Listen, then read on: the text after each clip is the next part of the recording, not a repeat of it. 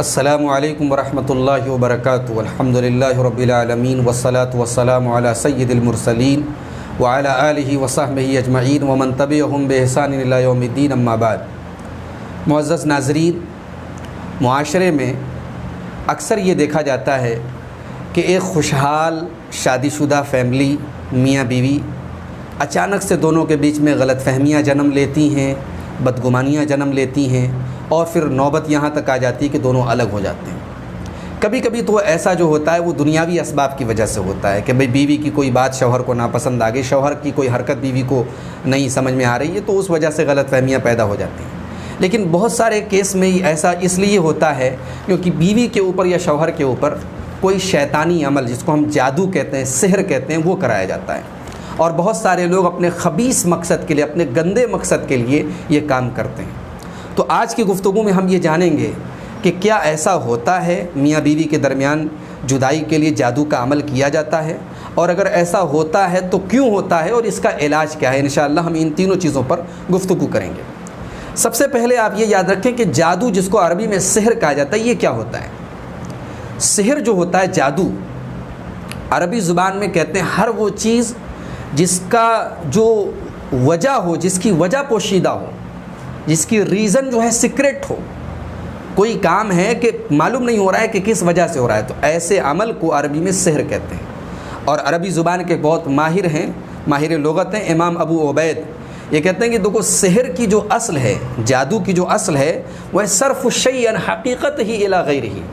کسی شے کو اس کی حقیقت سے دوسری چیز کی طرف پھیر دینا، دیٹ از کالڈ سحر۔ اس کو جادو یا میجک کہا جاتا ہے۔ اسی لیے قرآن کریم میں اللہ تعالیٰ نے کئی مقامات پر کافروں کو مخاطب کر کے فرمایا فَأَنَّا تُسْحَرُونَ، تم کہاں پھیرے جا رہے ہو۔ تو تسحرون کا ترجمہ یا اس کی میننگ جو ہے مفسرین نے بتائی کہ تصرفون،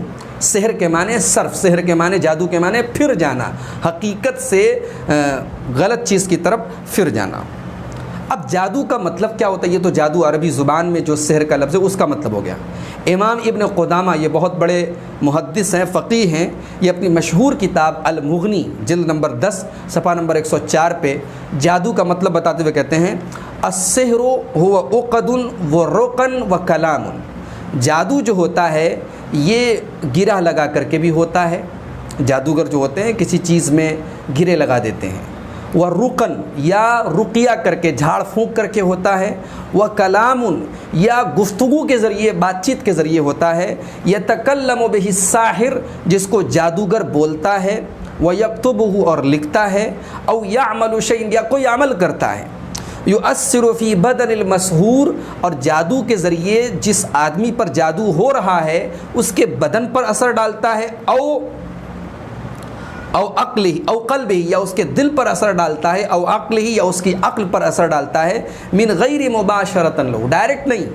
بلکہ جادو کے ذریعے۔ ایک ہوتا ہے کہ ڈائریکٹ بھئی انسان نے میرے جسم کو تکلیف پہنچا دی، لیکن جادو کے ذریعے ڈائریکٹ نہیں بلکہ وہ ایسا عمل کرتا ہے جس کی وجہ سے سامنے والے کی باڈی پر، سامنے والے کی عقل پر، سامنے والے کے دل پر، یعنی مینٹلی یا فزیکلی اثر پڑتا ہے۔ فَمِنْهُ مَا يَقْتُلُ، امام ابن قدامہ کہتے ہیں کبھی کبھی جادو کے ذریعے آدمی کسی کو قتل بھی کر دیتا ہے، وما یمرض، اور کبھی کبھی بیمار کر دیتا ہے، وما یاخذ الرجل عن امرأته، اور کبھی کبھی ایک انسان کو اس کی بیوی سے دور کر دیتا ہے، فیمنعہ وطئها، اور آدمی اپنی بیوی سے مل نہیں پاتا، اس سے تعلق قائم نہیں کر پاتا، ومنہ ما یفرق به بین المرء وزوجہ، اور کبھی کبھی جادو کے ذریعے میاں اور بیوی میں جدائی پیدا کر دیتا ہے، وما یبغض الانسان بالآخر، اور کبھی ایک انسان کے دل میں دوسرے انسان کی نفرت پیدا کر دیتا ہے، او یحبب الی انسان آخر، یا کبھی کبھی ایک انسان کے دل میں دوسرے انسان کی محبت ڈال دیتا ہے۔ اتنے سارے کام جادو کے ذریعے پاسبل ہیں۔ یہ ہے جادو کی تعریف، جادو کی ڈیفینیشن، جادو کس کو کہتے ہیں۔ اب جادو ہے کیا چیز شریعت کی نظر میں؟ تو یاد رکھیں کہ جادو حرام ہے، جادو حرام ہے، کیونکہ جادوگر جو ہوتا ہے وہ ایسے کام کرتا ہے جس کے ذریعے وہ شیطانوں کو خوش کرتا ہے۔ اب شیطانوں کو خوش کرنے کے لیے وہ کبھی کبھی شرک بھی کرتا ہے، کبھی شرک نہیں کرتا لیکن بہت بڑا غلط کام کرتا ہے، گناہ کا کام کرتا ہے، معصیت کا کام کرتا ہے۔ بغیر شیطان کو راضی کیے جادوگر جادو نہیں کر سکتا۔ اسی لیے اللہ کے نبی صلی اللہ علیہ وسلم نے متفق علیہ روایت میں، بخاری اور مسلم کی متفق علیہ روایت میں، جب آپ نے 7 ہلاک کر دینے والے گناہوں کا ذکر کیا، اس میں آپ نے شرک کے بعد دوسرے نمبر پر السحر، جادو کا ذکر کیا ہے۔ محترم ناظرین، جادو جو ہے یہ اکثر علماء نے کہا کہ یہ کفر ہے، اور اس کی دلیل کیا ہے؟ سورہ بقرہ کی آیت نمبر 102 میں اللہ نے فرمایا کہ وما کفر سلیمان علیہ السلام نے کوئی کفر کا کام نہیں کیا، ولکن الشیاطین کفروا، شیطانوں نے کفر کا کام کیا، یعلمون الناس السحر، جو لوگوں کو جادو سکھاتے تھے۔ اس آیت کریمہ سے استدلال کرتے ہوئے علماء کی ایک بڑی جماعت یہ کہتی ہے کہ جادو یہ کفر ہے، اور جادوگر کی سزا یہ ہے کہ اس کو قتل کر دیا جائے گا۔ جادو کی بہت ساری قسمیں، جیسا کہ ابھی آپ نے امام ابن قدامہ کی پوری عبارت اور ان کی پوری جو ڈیفینیشن انہوں نے جادو کی وہ آپ نے سنی۔ اس کی ایک مشہور قسم یہ ہے کہ جادو کے ذریعے میاں بیوی میں تفریق پیدا کر دی جائے۔ کبھی کبھی ایسا ہوتا ہے کہ کوئی عورت ہوتی ہے، وہ کسی شادی شدہ آدمی سے محبت کرنے لگتی ہے، اس کے عشق کے جال میں پھنس جاتی ہے۔ اب اس آدمی کو اپنے قریب کرنے کے لیے اور اس کی بیوی سے دور کرنے کے لیے وہ جادو کراتی ہے۔ یہی کام کبھی کبھی جو ہے عورت کی طرف سے ہوتا ہے، کبھی کبھی یہی کام بیوی کی شوہر کی طرف سے بھی ہوتا ہے۔ تو اس کو کہتے ہیں سحر التفریق بین الزوجین، میاں بیوی کے درمیان جدائی کے لیے جادو کیا جائے۔ اور یہ جادو کوئی نیا نہیں، بہت پرانا ہے۔ قرآن کریم میں اللہ تعالیٰ نے سورہ بقرہ کی آیت نمبر 102 میں حضرت سلیمان کے دور میں کچھ لوگ جادو سیکھتے تھے، اس جادو کا مقصد اللہ نے بیان کرتے ہوئے فرمایا فَيَتَعَلَّمُونَ مِنْهُمَا مَا يُفَرِّقُونَ بِهِ بَيْنَ الْمَرْءِ وَزَوْجِهِ، لوگ جادو سیکھتے تھے کیوں؟ تاکہ انسان اور اس کی بیوی کے درمیان جدائی پیدا کر دیں۔ وَمَا هُمْ بِضَارِّينَ بِهِ مِنْ أَحَدٍ إِلَّا بِإِذْنِ اللَّهِ، حالانکہ اللہ کی اجازت کے بغیر وہ کسی کا کوئی نقصان نہیں کر سکتے تھے۔ اس سے ایک بات یہ معلوم ہوئی کہ جادوگر جتنا بھی وہ حرام کام کر لے اور اپنا سارا دماغ لگا لے اور ساری ٹرکس آزما لے، لیکن جادوگر کا جادو بھی تب تک اثر نہیں کرے گا جب تک اللہ تعالیٰ کی مشیت نہیں ہوگی، اللہ کی اجازت نہیں ہوگی۔ تو یہ بات یاد رکھیں، اللہ اگر چاہے گا تو جادوگر کا سارا جادو ناکام ہو جائے گا۔ اسی لیے جو ہمیں صبح شام کے اذکار جو سکھائے گئے، رات کو سونے کے پہلے کی جو دعائیں سکھائی گئی، وہ اسی لیے کہ وہ ہم سب کو پروٹیکٹ کر دیں اور اس قسم کے جادو کا کوئی اثر اللہ تعالیٰ کی مشیت اور اس کی توفیق سے ہم پر نہ ہو۔ تو یہ جو جادو ہوتا ہے میاں بیوی کے درمیان جدائی کا، یہ شیطان کو بہت پسند ہے۔ اللہ کے پیارے نبی فرماتے ہیں، حضرت جابر کی حدیث ہے، صحیح مسلم کی روایت ہے کہ ابلیس روزانہ پانی کے اندر اپنا تخت لگاتا ہے، اور ابلیس اپنے چیلوں کو بھیجتا ہے کہ جاؤ تم اللہ کے بندوں کو گمراہ کرو۔ تو اللہ کے نبی کہتے ہیں کہ ان میں جو سب سے زیادہ فتنہ پرور ہوتا ہے فَأَدْنَاهُمْ مِنْهُ مَنْزِلَةً أَعْظَمُهُمْ فِتْنَةً، جو سب سے زیادہ فتنہ پھیلاتا ہے وہ شیطان کے سب سے زیادہ قریب ہوتا ہے۔ تو اس میں سے کوئی آتا ہے شیطان کا چیلا اور اسے کہتا ہے میں نے یہ کیا، میں نے وہ کیا، تو شیطان کہتا ہے تم نے کوئی خاص کام نہیں کیا۔ اس کے بعد ایک چیلا آتا ہے اور کہتا ہے کہ میں نے حتیٰ ما ترکت حتیٰ فرقت بینہ وبین زوجہ، میں فلاں آدمی کے پاس گیا اور اس کو بہکاتا رہا، اس کو گمراہ کرتا رہا اور اپنا اثر ڈالتا رہا، یہاں تک کہ اس کے اور اس کی بیوی کے درمیان میں نے جدائی پیدا کر دی۔ تو اللہ کے نبی کہتے ہیں کہ شیطان جو ہوتا ہے کہتا نعم انت، ہاں تم نے بہت اچھا کام کیا ہے۔ اور آگے الفاظ یہ حدیث میں فَيَلْتَزِمُهُ، شیطان اپنے اس چیلے کو گلے لگا لیتا ہے۔ گویا فیملی تباہ ہو جائے، میریٹل لائف کسی کی تباہ ہو جائے، میاں بیوی ایک دوسرے سے دور ہو جائے، یہ شیطان کو بہت پسند ہے یہ کام۔ شیطان ایسا کام کرنے والے کو گلے لگا لیتا ہے۔ تو محترم ناظرین، یہ جو جادو ہوتا ہے میاں بیوی کے درمیان جدائی کا، اس کی نشانی کیا ہے، اس کے سمٹمز کیا ہیں، اس کی علامت کیا ہے، کیسے معلوم ہوگا کہ ہاں جادو ہوا ہے؟ تو دیکھیے کبھی کبھی ایسا ہوتا ہے کہ میاں بیوی جو ہوتے ہیں وہ ایک دوسرے سے بلا وجہ جو ہے ناراض رہتے ہیں، کوئی وجہ نہیں ہے، کوئی ایسی ظاہری کوئی وجہ نہیں، لیکن شوہر کو ہر بات بیوی کی بری لگ رہی ہے، بیوی کو شوہر کا ہر کام برا لگ رہا ہے۔ کبھی کبھی تو یہ ہوتا ہے، اور کبھی کبھی ایسا ہوتا ہے کہ شوہر کے دل میں بار بار طلاق کا خیال آتا ہے کہ بیوی کو کیوں نہ طلاق دے دوں، کیوں نہ چھوڑ دوں۔ کبھی کبھی ایسا ہوتا ہے کہ ایک دوسرے کا ساتھ دونوں کو ناگوار گزرنے لگتا ہے، بیوی سوچتی ہے کہ میں مائکے چلے جاؤں، یا شوہر سوچتا ہے میں گھر چھوڑ کے چلا جاؤں، ایک دوسرے کے ساتھ رہنا پسند نہیں کرتے، ایک دوسرے کی شکل پسند نہیں آتی، اور کبھی کبھی ایسا ہوتا ہے ایک دوسرے کے لیے ڈاؤٹس پیدا ہوتے ہیں، بیوی پر بلا وجہ شوہر شک کرنے لگتا ہے، شوہر بیوی پر بلا وجہ شک کرنے لگتی ہے، اور پھر دونوں کے درمیان جب فزیکل ریلیشن شپ قائم ہوتی ہے، جسمانی تعلق قائم ہوتا ہے، تو اس تعلق میں بھی وہ لذت محسوس نہیں ہوتی جو میاں بیوی کو محسوس ہونی چاہیے۔ یہ سارے سمٹمس ہیں، یہ ساری علامتیں ہیں، یہ ساری علامتیں ظاہر ہو سکتی ہیں، یہ اس بات کی علامت ہوتی ہے کہ دونوں کے درمیان جادو کی کوشش کی گئی ہے۔ اب سوال یہ ہے کہ علاج کیا ہے؟ جادو ہم نے دیکھ لیا، جادو کی علامتیں دیکھ لی، اب میاں بیوی کے درمیان اگر اس ٹائپ کا جادو ہوا ہے تو اس کا علاج کیا ہے؟ تو دیکھیے اللہ تعالیٰ نے قرآن کریم میں سورہ اسراء کی آیت نمبر 82 آیت نمبر 82 کے اندر اللہ نے فرمایا وَنُنَزِّلُ مِنَ الْقُرْآنِ مَا هُوَ شِفَاءٌ وَرَحْمَةٌ، ہم قرآن کریم کو نازل کرتے ہیں اور اس قرآن کریم کی بہت ساری آیتیں ایمان والوں کے لیے شفا بھی ہیں اور رحمت بھی ہیں۔ تو اب اس میں جو شفا کہا گیا، قرآن کریم کی آیتوں کو شفا کہا گیا، تو اب یہ جو شفا ہے یہ ایک تو بھئی دل اور روح کے جو امراض ہیں، حسد ہے، حرص ہے، لالچ ہے، بد اخلاقی ہے، یہ تمام ان چیزوں کے لیے بھی شفا ہے قرآن کریم۔ یہ ساری چیزیں معنوی ہیں جن کا تعلق روح سے ہے، جن کا تعلق انسان کے دل سے، اور قرآن کریم حصی طور پر بھی شفا ہے۔ انسان کے جسم میں کئی درد ہے، قرآن کی بعض آیتیں پڑھ کے دم کر دیا جائے انسان کو آرام مل جاتا ہے۔ بہت مشہور روایت ہے صحیح بخاری کی، حضرت ابو سعید خدری رضی اللہ تعالیٰ عنہ ایک سفر پہ گئے اور ایک قبیلے کے پاس سے ان کا گزر ہوا، قبیلے کے سردار کو کسی زہریلے جانور نے ڈس لیا تھا، انہوں نے سورہ فاتحہ پڑھ کے دم کیا اور سردار بالکل ٹھیک ہو گیا۔ تو قرآن کریم حصی طور پر بھی شفا ہے، اور اس کی تائید ایک حدیث سے بھی ہوتی ہے جسے علامہ البانی سلسلۃ الاحادیث صحیحہ کے اندر لائے ہیں۔ حدیث نمبر 1931 نمبر کی حدیث ہے۔ حضرت عائشہ رضی اللہ تعالیٰ نے کہتی ہیں کہ اللہ کے رسول صلی اللہ علیہ وسلم حضرت عائشہ کے پاس آئے، وَإِمْرَأَةٌ تُعَالِجُهَا وَتَرْقِي، حضرت عائشہ کو کوئی بیماری تھی اور وہاں پر ایک عورت آئی تھی جو پڑھ کر کے دم کر رہی تھی، حضرت عائشہ کا علاج کر رہی تھی۔ تو اللہ کے نبی نے فرمایا عَالِجِيهَا بِكِتَابِ اللَّهِ، اللہ کے رسول صلی اللہ علیہ وسلم فرمایا کہ دیکھو علاج اگر کر رہی ہو تو کرو، لیکن اللہ کی کتاب سے کرو۔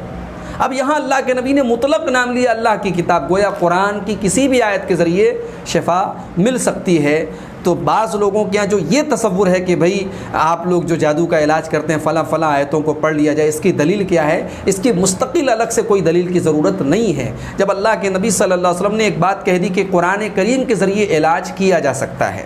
یہ اللہ تعالیٰ نے قرآن کریم میں کہہ دیا کہ قرآن شفا ہے، تو پورے قرآن کے ذریعے ہم علاج کر سکتے ہیں۔ اب علماء نے اپنے تجربات کی بنیاد پر بہت ساری آیتیں جن کا تعلق جادو سے ہے، جن کا تعلق جو ہے شیطانوں سے ہے، ان آیتوں کو پڑھ کر کے علماء نے علاج کیا ہے اور اپنی کتابوں میں اس کو ذکر کیا ہے۔ ان طریقوں کے ذریعے قرآن کریم کی ان آیتوں کے ذریعے ہم انشاءاللہ جادو کا علاج کر سکتے ہیں۔ تو اب آئیے ہم دیکھتے ہیں جادو کیسے کیا جائے۔ میاں بیوی کے درمیان اگر اس قسم کا معاملہ ہو جائے جیسا کہ ہم نے بیان کیا تو علاج کیسے کیا جائے؟ تو علاج کے سلسلے میں سب سے پہلی بات آپ یہ یاد رکھیں محترم ناظرین کہ جس گھر کے اندر یہ معاملہ ہو، کوشش کر کے اس گھر سے ساری تصویریں وغیرہ نکال دی جائیں، کیونکہ ہم جانتے ہیں اللہ کے رسول کی صحیح حدیث ہے لا يدخل الملائکۃ بیتا فیہ کلب ولا صورہ، جس گھر میں کتا ہو، جس گھر میں تصویریں ہوں، اس گھر میں اللہ کی رحمت کے فرشتے داخل نہیں ہوتے۔ تو پہلے گھر کے ایٹماسفیئر کو، گھر کے ماحول کو ہمیں درست کرنا ہے، گھر سے تصویریں وغیرہ نکال دیں، اگر کوئی میوزک انسٹرومنٹس ہیں، ناچ گانے کے آلات ہیں، ان کو گھر سے نکال دیں، حرام چیزیں گھر سے نکال دیں، گھر والوں کے اندر جو بری عادتیں ہوں، جو شریعت کی مخالفت کر رہے ہوں، جیسے عورت بے پردگی کر رہی ہے، مرد سگریٹ پی رہا ہے، اس قسم کی جو چیزیں ہیں ان کو گھر سے نکالنے کی، ان تمام بری عادتوں کو گھر سے نکالنے کی کوشش کریں۔ اس کے بعد جو مریض ہے اس کے دماغ میں یہ بات بٹھائی جائے، یہ عقیدہ بٹھایا جائے کہ دیکھو یہ جو جادو ہوا ہے اس کا علاج درگاہوں پر نہیں ہے، اس کا علاج ڈھونگی باباؤں کے پاس نہیں ہے، اس کا علاج گنڈے تعویذ میں نہیں ہے، اس کا علاج اللہ کے کلام میں ہے، اور اللہ تعالیٰ کی توفیق اور اس کے مشیت سے ہی تمہارا علاج ہو سکتا ہے۔ تو توحید کو مریض کے دل میں بٹھایا جائے، جو بھی علاج کرے وہ ایک مختصر سا درس توحید پر اور عقیدے پر دے اور گھر والوں کے دلوں میں توحید کو بٹھانے کی کوشش کرے۔ اس کے بعد علاج کے پہلے مریض کو وضو کرایا جائے۔ مریض اگر عورت ہے تو مکمل چہرے کے پردے کے ساتھ پورا بدن اس کا مکمل طریقے سے پردے میں ہو، اگر عورت ہے تو اس کے ساتھ کوئی محرم اس کے ساتھ ضرور ہو علاج کے دوران، اور کسی غیر محرم کو وہاں پہ انٹری نہ دی جائے اور نہ رکھا جائے۔ اس کے بعد جو ہے علاج کرنے والا مریض کے سر پر ہاتھ رکھے اور بآواز بلند ترتیل کے ساتھ، تجوید کے ساتھ جو آگے ہم جو قرآن کی آیتیں ذکر کرنے جا رہے ہیں ان کا رقیہ کرے، ان کو پڑھ کے دم کرے۔ ان تمام آیتوں کو ہم نے الگ سے ایک آڈیو میں بھی ریکارڈ کر دیا ہے اور اس کا لنک ہم اس ویڈیو کے انشاءاللہ ڈسکرپشن میں شیئر کر رہے ہیں، آپ وہاں سے بھی اس پورے تمام آیتوں کو سن سکتے ہیں۔ تو مریض کو یہ تمام آیتیں بآواز بلند سنائی جائیں۔ کون کون سی آیتیں آئیے دیکھتے ہیں۔ سب سے پہلے اعوذ باللہ من الشیطان الرجیم من حمزہ ونفثہ ونفخہ بسم اللہ الرحمن الرحیم الحمدللہ رب العالمین الرحمن الرحیم، پوری سورہ فاتحہ پڑھی جائے۔ اس کے بعد بسم اللہ الرحمن الرحیم پڑھ کر کے سورہ بقرہ کے شروع کی جو آیتیں ہیں، آیت نمبر 1 سے لے کر کے 5 تک، الف لام میم ذالک الکتاب لا ریب فیہ سے لے کر کے ہم المفلحون تک، اولئک علی ھدی من ربہم واولئک هم المفلحون تک، یہ سورہ بقرہ کی آیت نمبر 1 سے 5 تک پڑھی جائے۔ اس کے بعد اعوذ باللہ من الشیطان الرجیم پڑھ کر کے واتبعوا ما تتلو الشیاطین علی ملک سلیمان، یہ سورہ بقرہ کی آیت نمبر 102 ہے، اس کو بار بار پڑھا جائے۔ اس کے بعد اعوذ باللہ من الشیطان الرجیم پڑھ کے وَإِلَٰهُكُمْ إِلَٰهٌ وَاحِدٌ لَا إِلَٰهَ إِلَّا هُوَ الرَّحْمَٰنُ الرَّحِيمُ إِنَّ فِي خَلْقِ السَّمَاوَاتِ وَالْأَرْضِ، پوری 2 آیتیں ہیں سورہ بقرہ کی دوسرے پارے کی، آیت نمبر 163 164 اس کو پڑھا جائے۔ اس کے بعد اعوذ باللہ من الشیطان الرجیم پڑھ کے آیت الکرسی یعنی سورہ بقرہ کی آیت نمبر 255 پڑھی جائے۔ اس کے بعد اعوذ باللہ من الشیطان الرجیم پڑھ کے آمن الرسول سے لے کر کے آخر تک سورہ بقرہ کی آخری 2 آیتیں یعنی آیت نمبر 285 اور 286 پڑھی جائے۔ اس کے بعد اعوذ باللہ من الشیطان الرجیم پڑھ کر کے شہد اللہ انہ لا الہ الا ہو والملائکہ، یہ سورہ آل عمران کی آیت نمبر 18 اور 19 2 آیتیں پڑھی جائیں۔ اس کے بعد اعوذ باللہ من الشیطان الرجیم پڑھ کر کے سورہ اعراف کی آیت نمبر 54 55 56 3 آیتیں، ان ربکم اللہ الذی خلق السماوات والارض فی 6 ایام، یہ آیتیں تمام پڑھی جائیں۔ اس کے بعد محترم ناظرین اعوذ باللہ من الشیطان الرجیم پڑھ کر کے سورہ اعراف کی آیت نمبر 117 سے لے کر کے 122 تک یعنی کہ 6 آیتیں، وَأَوْحَيْنَا إِلَىٰ مُوسَىٰ أَنْ أَلْقِ عَصَاكَ فَإِذَا هِيَ تَلْقَفُ مَا يَأْفِكُونَ سے لے کر کے رب موسیٰ و ہارون تک، یہ ٹوٹل 6 آیتیں ہیں، ان کو بار بار پڑھا جائے اور اس میں وَأُلْقِيَ السَّحَرَةُ ساجدین کو 30 بار پڑھا جائے۔ اس کے بعد اعوذ باللہ من الشیطان الرجیم پڑھ کر کے سورہ یونس کی آیت نمبر 81 اور 82، قال موسیٰ ما جئتم به السحر ان اللہ سیبطلہ ان اللہ لا یصلح عمل المفسدین وَيُحِقُّ اللَّهُ الْحَقَّ بِكَلِمَاتِهِ وَلَوْ كَرِهَ الْمُجْرِمُونَ، ان دونوں آیتوں کو بار بار پڑھا جائے اور خاص طور سے ان اللہ سیبطلہ ان اللہ سیبطلہ ان اللہ سیبطلہ اس کو بار بار پڑھا جائے۔ اس کے بعد اعوذ باللہ من الشیطان الرجیم پڑھ کر کے سورہ طٰہٰ کی آیت نمبر 69، انما صنعوا کید ساحر انما صنعوا کید ساحر ولا یفلح الساحر حیث اتی، اس آیت کو بار بار پڑھا جائے۔ اس کے بعد اعوذ باللہ من الشیطان الرجیم پڑھ کر کے سورہ مومنون کی آیت نمبر 115 سے لے کر کے 118 تک 4 آیتیں ہیں، افحسبتم انما خلقناکم عبثا وانکم الینا لا ترجعون، یہاں سے لے کر کے وانت ارحم الراحمین تک 4 آیتیں ان کو پڑھا جائے۔ اس کے بعد اعوذ باللہ من الشیطان الرجیم بسم اللہ الرحمن الرحیم پڑھ کر کے سورہ صافات کی آیت نمبر 1 سے لے کر کے 10 تک، والصافات صفا سے لے کر کے شہاب ثاقب تک آیت نمبر 1 سے لے کے 10 تک اس کو پڑھا جائے۔ اس کے بعد اعوذ باللہ من الشیطان الرجیم پڑھ کر کے سورہ احقاف کی آیت نمبر 29 سے لے کر کے 32 تک یعنی 4 آیتیں، وَإِذْ صَرَفْنَا إِلَيْكَ نَفَرًا مِنَ الْجِنِّ يَسْتَمِعُونَ الْقُرْآنَ سے لے کر کے أُولَئِكَ فِي ضَلَالٍ مُبِينٍ تک۔ اس کے بعد اعوذ باللہ من الشیطان الرجیم پڑھ کر کے سورہ رحمان کی 4 آیتیں، آیت نمبر 33 سے لے کر کے آیت نمبر 36 تک، یا معشر الجن والانس ان استطعتم ان تنفذوا من اقطار السماوات سے لے کر کے فبأي آلاء ربكما تكذبان تک۔ اس کے بعد اعوذ باللہ من الشیطان الرجیم پڑھ کر کے سورہ حشر کی آیت نمبر 21 سے لے کر کے 24 تک 4 آیتیں، لو انزلنا هذا القرآن على جبل سے لے کر کے آخر تک، سورہ حشر کے آخر تک۔ اس کے بعد اعوذ باللہ من الشیطان الرجیم پڑھ کر کے سورہ جن کی آیت نمبر 1 سے لے کر کے 9 تک، قل اوحی الی انہ استمع نفر من الجن سے لے کر کے یجد لہ شہابا رصدا تک۔ اس کے بعد